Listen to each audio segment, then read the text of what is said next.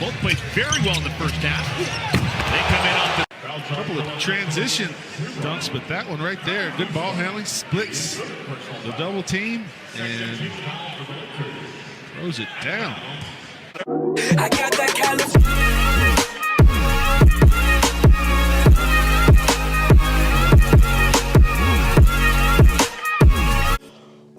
What's good? BALLCONTROL. Ball Control family, I'm yours DJ, and before the video start, I do have a cold, so bear with me. You might hear a lot of sniffles and all that stuff. So yeah, so today I'm guessing you all know the rumors, the heated trade news, all that with Lonzo Ball and the Chicago Bulls. And obviously for the day ones and the people that have been rocking with this channel for months, y'all already know how I feel about Lonzo Ball to Chicago.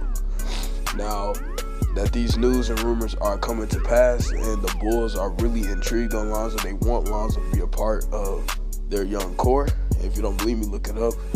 I might put it on the screen, I don't know, but yeah. So with all that being said, I'm here to talk about why Lonzo Ball, go more into depth on why Lonzo Ball should be a Chicago Bull, and the Bulls should trade their 7th pick for Lonzo Ball. Now, it's going to be pretty much brief and all that because I am under the weather, so bear with me throughout this video. So, with all that being said, Lonzo Ball to Chicago. Now, a lot of people, Lonzo Ball is really a polarizing figure in the sport of basketball and in the NBA community. There's a lot of Lonzo Ball supporters and there's a lot of Lonzo Ball haters. There's really no in between. You either hate him or you love him. Now, all that could be because of his dad. It really is all because of his dad making him polarizing. But aside of all that, let's take more into depth on the talent of Lonzo Ball. We all know Lonzo Ball is a good facilitator. We all know Lonzo Ball is a great defender. We know he could be, inconsistent on offense, and he can't shoot, yada, yada, yada. We know his flaws. Everybody should know his flaws and his strengths. But the Chicago Bulls will make Lonzo Ball, in my opinion, an all-star in this league in the future. Now, with all that being said, Lonzo Ball is 6'6", almost 6'7", lengthy, one of the tallest point guards in the league, one of the biggest point guards in the league. And I think if he was added to this Bulls team, it would elevate the offense a lot more. And I know a lot of Bulls fans want Terry Rozier.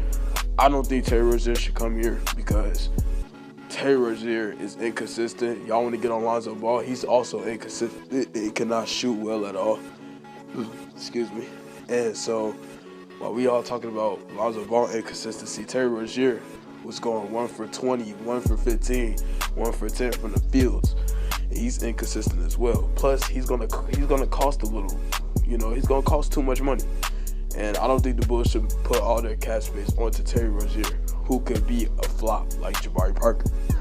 Now, with all that being said, Lonzo Ball would be a great addition to the team. Playmaking will complement Otto Porter, who can shoot lights out threes. Larry Markkinen pick and rolls. It can elevate Zach LaVine on fast breaks, get him more alley-oop touches. It can elevate all these guys in the offense. Wendell Carter with his pick and roll to the basket, alley-oop slam on the roll. It can elevate everybody in this offense. Lonzo Ball is that good, and he has that great of an IQ. And I feel if he was added to, that's all this Bulls team is needed. And y'all know in my last videos, I always said all the Bulls need is a facilitator. They need somebody that's going to help get Zach LaVine open on shots. They're going to need somebody that's going to help get Larry Markkinen more three-pointers, good looks. Wendell Carter, nice touches. Otto Porter, we all know he's a 3-and-D guy, can knock down the three. And if you watch Otto Porter, you know he can shoot that three. So all they need is somebody that's going to give them the ball and facilitate. And Lonzo Ball is that dude. Lonzo Ball can give them the ball. He can push the tempo like how I've been saying before. Chris Dunn was never able to push the tempo. He'll get a rebound and just walk up the court. Lonzo would get that rebound. He'll bolt up the court, pushing the tempo, put the defense on their heels, not letting the defense get back in transition.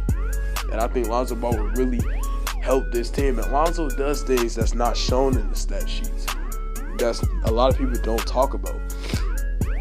And I think a lot of people really need to watch Lonzo Ball.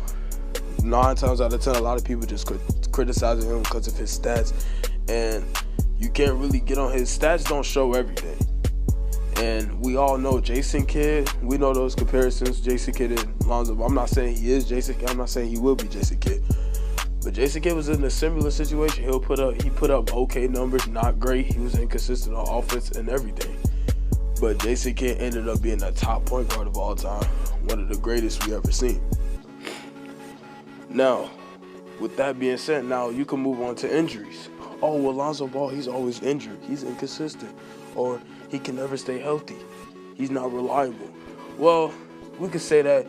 You could use the same thing for Steph Curry when he first came out to the league. Now, yes, I know Steph Curry was balling out. He averaged over 10 points. I think he averaged like 16 a game. Somebody correct me in the comment section. I don't know Steph Curry rookie stats. But I do know in the beginning of Steph Curry's career, he had ankle issues similar to Lonzo Ball. He had a lot of leg injuries, nagging ankle injuries that kept him out a lot of games. And everybody was saying the same thing about Steph Curry. He can never stay on the court. He's always injury prone. And yeah, some of that holds true today. Steph Curry is always, he'll miss a lot. He'll miss some games in the regular season. But still, most of the time, you're seeing Steph Curry on the court. And 9 times out of 10, the Warriors just want to rest him. But yeah, in the beginning of Steph Curry's career, Steph Curry was never healthy. Steph Curry was, never reliable to go on the court. But look at Steph Curry now, 2-time MVP, NBA champion, all that, going down as the greatest shooter of all time. Now, obviously, Lonzo Ball isn't Steph Curry. He would never be Steph Curry. There's only one Steph Curry. I get all that. But all I'm trying to say is you can't just give up on a player that development is going to take longer than others. And, he's in a bad situation. Like, you can't blame Lonzo Ball. Now, yes, Lonzo Ball, obviously, he could be better. I get that, but it takes development. It takes time. It takes patience. As a franchise, it takes time and patience as fan bases. Not everybody's going to be like a Jason Tatum taking off in their first year, or a Donovan Mitchell, or a Luka Doncic, or a Trae Young. Not everybody's going to be like that. It takes players some time, like Victor Oladipo, who started out with the Orlando Magic. He had an okay year, but he was still not living up to his top pick. Went to OKC, wasn't the best. Then when he went to Indiana Pacers with another fresh start, keys to the franchise, look at him now. One of the best two guards in the league, two-way players, all that. So, it takes time for some players. It takes really time. You got to be patient. People got to,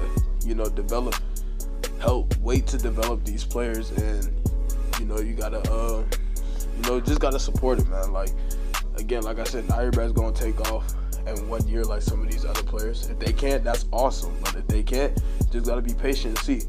I feel like you got to wait 3 to 4 years to really judge a player. Like Andrew Wiggins, like we can all judge him. Like he's a bust. So yeah, that's pretty much it really. With Lonzo Ball to Chicago, I think he will really elevate this offense, take it to the new level. And I really think if they get Lonzo Ball and really develop him, and now that Lonzo Ball is the primary ball handler again with his own team with actual shooters around him, because in LA they have no shooters. They had no shooters whatsoever. Now that he got to go to Chicago playing with a Larry Markkinen who's a sniper, and Zach LaVine can hit shots and help create with Lonzo Ball and take pressures off of him. Wendell Carter, a good defender, young guy.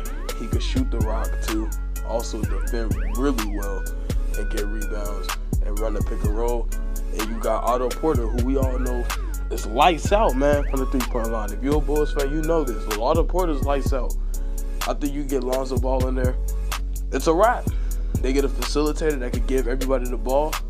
Everybody can eat, and it'll elevate the game of Larry Markkinen and Zach LaVine because it gives them easy looks. But yeah, that's pretty much it with Lonzo Ball to Chicago. Y'all let me know in the comment section. Would you take Lonzo Ball, or would you just draft a point guard who, I think if it's not Darius Garland or John Morant, I don't want him, because Kobe White, he's another Chris Dunn. I've seen his highlights. I've seen actual dissecting his game. He's another Chris Dunn, and we obviously don't want that. So yeah, so y'all leave in the comment section, would you take Lonzo Ball? Obviously y'all know my opinion. But yeah, salute to everybody at home, salute to everybody watching the video. I'm your host DJ, I'm out. Peace.